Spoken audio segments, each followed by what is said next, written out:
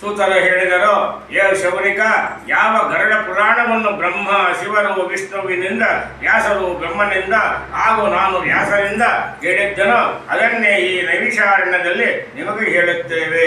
ವಾಸುದೇವನು ಅನುಗ್ರಹದಿಂದ ಈ ಗರುಡ ಪುರಾಣದ ಉಪದೇಶಕನ ರೂಪದಲ್ಲಿ ಶ್ರೀ ಗರುಡ ಸಕಲ ಪ್ರಕಾರದಿಂದ ಅತ್ಯಂತ ಸಮರ್ಥನಾದ.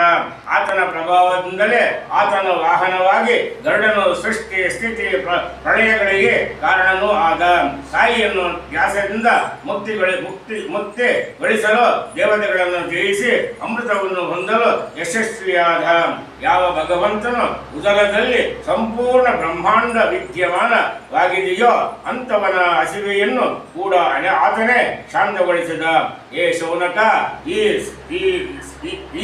ಶ್ರೀಮದ್ ಗರುಡ ಪುರಾಣ ಅತ್ಯಂತ ಪವಿತ್ರಪಡಿಸಲು ಯೋಗ್ಯವಾದ ಎಲ್ಲವನ್ನು ಪ್ರದಾನಿಸುವಂಥದ್ದಾಗಿದೆ. ವ್ಯಾಸರಿಗೆ ನಮಸ್ಕರಿಸಿ ಯಥಾವತ್ತಾಗಿ ಅದನ್ನು ಹೇಳುತ್ತೇನೆ, ನೀವೆಲ್ಲರೂ ಅದನ್ನು ಕೇಳಿ.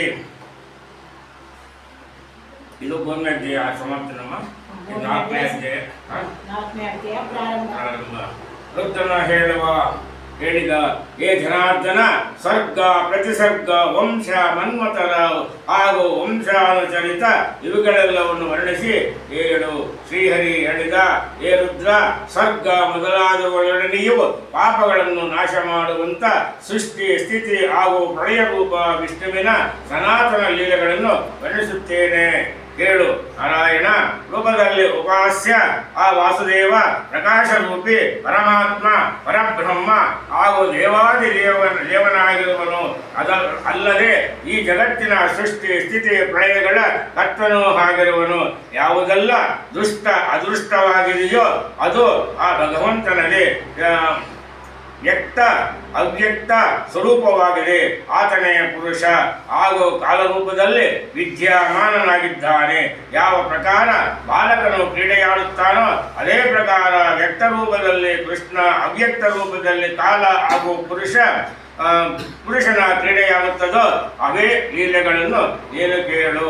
ಆ ಪರಮಾತ್ಮ ಪರಮೇಶ್ವರನ ಹಾದಿ ಅಂತ್ಯಗಳಲ್ಲಿ ಆತನೇ ಜಗತ್ತನ್ನು ಧಾರಣ ಮಾಡುವ ಪುರುಷೋತ್ತಮನಾಗಿರುವನು. ಅದೇ ಪರಮೇಶ್ವರನಿಂದ ಅವ್ಯಕ್ತದ ಉತ್ಪತ್ತಿ ಆತ್ಮದ ಉತ್ಪತ್ತಿಯು ಆಗುತ್ತದೆ. ಆ ಅವ್ಯಕ್ತ ಪ್ರಕೃತಿಯಿಂದಲೇ ಬುದ್ಧಿಯಿಂದ ಮನಸ್ಸು, ಮನಸ್ಸಿನಿಂದ ಆಕಾಶ, ಆಕಾಶದಿಂದ ವಾಯು, ವಾಯುವಿನಿಂದ ಅಗ್ನಿ, ಅಗ್ನಿಯಿಂದ ಜಲ ಹಾಗೂ ಜಲದಿಂದ